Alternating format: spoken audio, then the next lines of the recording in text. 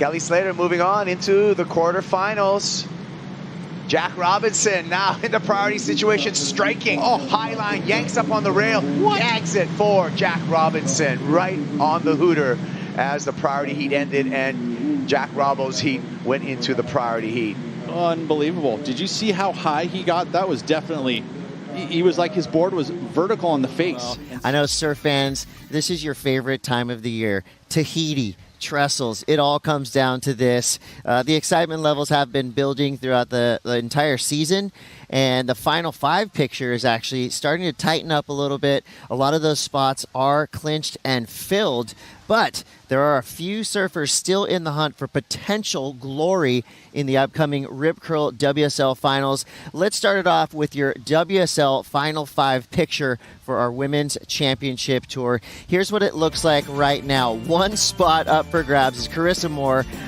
We've got Tyler Wright second, Caroline Marks in third, Molly Picklum in that 4th spot, Caitlin Simmers right now in the hunt in 5th.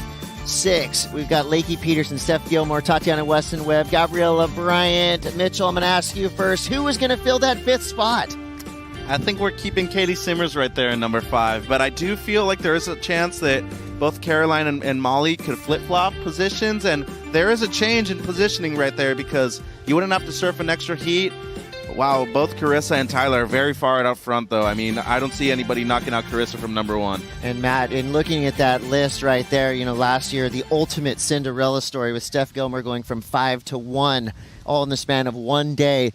Do you think there's a possibility that Carissa Moore is going to let that happen again?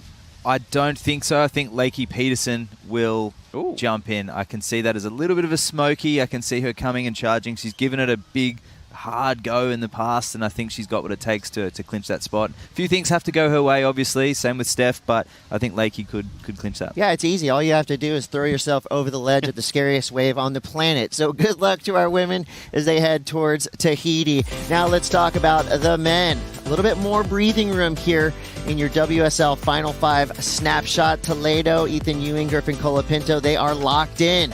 Chianca, Dora, Medina, the 3-headed monster from Brazil, all trying to work themselves into that top 5. And I love that we have so many surfers still in the hunt. Mitch, who's got the best shot here?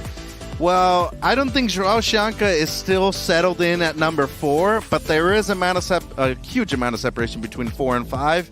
I actually like John John's chances, but looking at the forecast, I'm going to have to go with Medina and Dora actually making 4 and 5 right there. All right, that's a great call. And, you know, Matt, when you're looking at this list, so for the men and for the women in the top 5, we still have to figure out where they're going to be in order. That'll happen after the Shiseido Tahiti Pro.